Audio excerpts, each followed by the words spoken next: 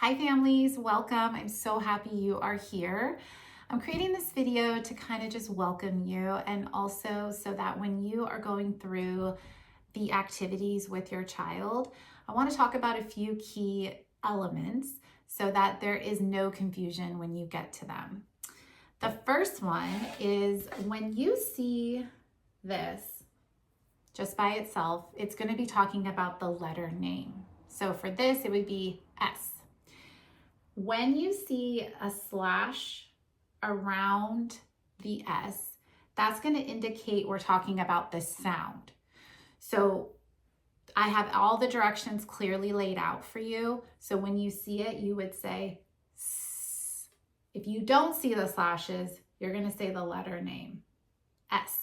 Okay, so the next important tip I want to give you is that we really want to make sure that we are pronouncing the letter sounds properly. What do I mean by that? I'm actually going to attach a video of me going through all of the different letter sounds so that you know. But I want you to think about when your child is saying the sound of a letter, you want them to say it like very short, crisp, and you don't want to add an or an to the end of it. What we call that is that we want to clip the schwa. The schwa is that at the end of it. So for example, when we see this letter, that's the letter B, and when we see the slash around it, we're talking about the sound. The sound for B is not B. That's not how we pronounce this sound. It's B. What we want to do is we want to make sure that we are not adding those to the end, those and S, because it will really confuse your child as we start to get into blending. So making sure that you watch that video that has how to pronounce all of them. Another sound that's really tricky sometimes is this one. I hear R a lot, or That's not how we pronounce this sound. When you see the sound for R, it's What I like to think about when I'm saying the sound, imagine saying the word rabbit and you chop off the word abbot at the end. What do you have at the beginning? You're not saying rabbit or abbot. It's rabbit.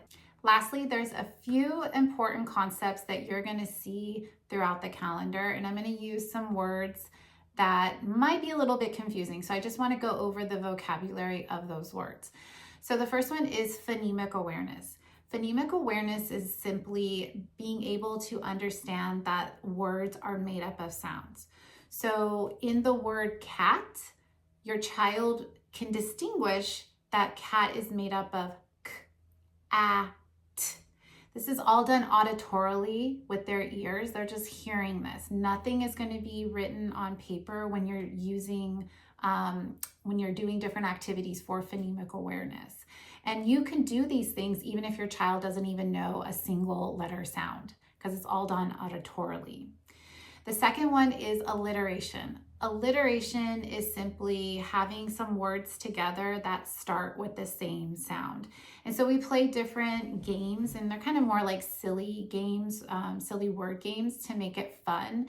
But an example would be Silly Sally Sings.